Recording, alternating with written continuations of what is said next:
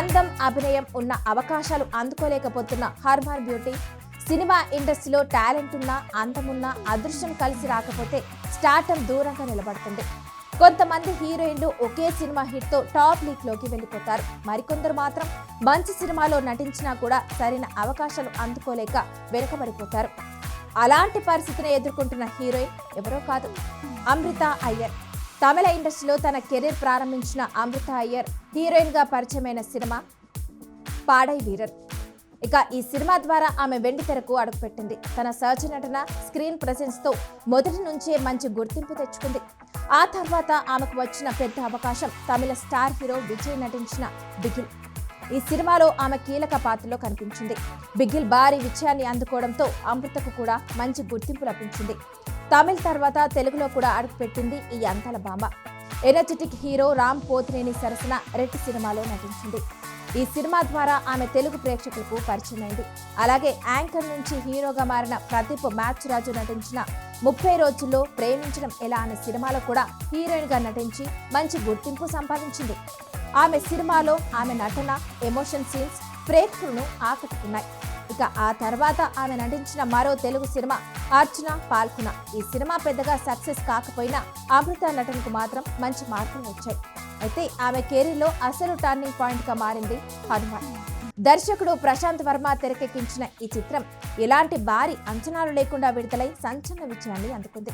చిన్న సినిమాగా వచ్చిన హనుమాన్ ప్రపంచవ్యాప్తంగా 300 కోట్లకు పైగా వసూలు చేసి రికార్డు క్రియేట్ చేసింది.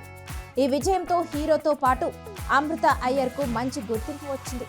హనుమాన్ వంటి భారీ బ్లాక్ బస్టర్ తర్వాత అమృతకు వరుస అవకాశాలు వస్తాయని అందరూ భావించారు. కానీ ఆశించిన స్థాయిలో ఆఫర్లు మాత్రం రాలేదు. ఆ తర్వాత ఆమె కామెడీ హీరో అల్లరి నరేష్తో కలిసి ఒక సినిమాలో నటించింది.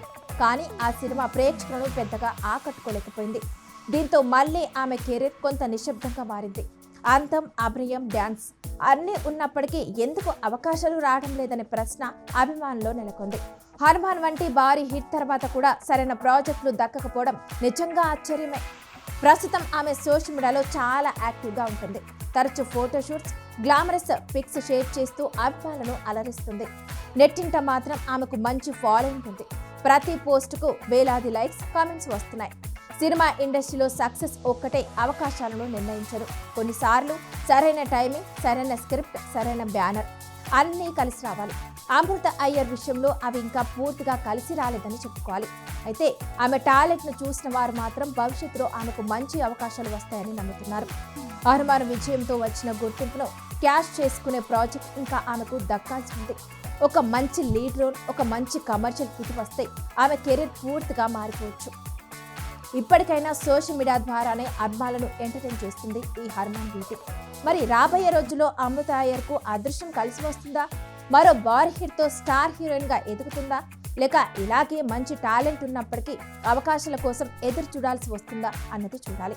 కానీ ఒక విషయం మాత్రం స్పష్టంగా చెప్పొచ్చు, అందం, అభినయం ఉన్న ఈ చిన్నది ఇంకా చాలా దూరం వెళ్లే సామర్థ్యం కలిగింది.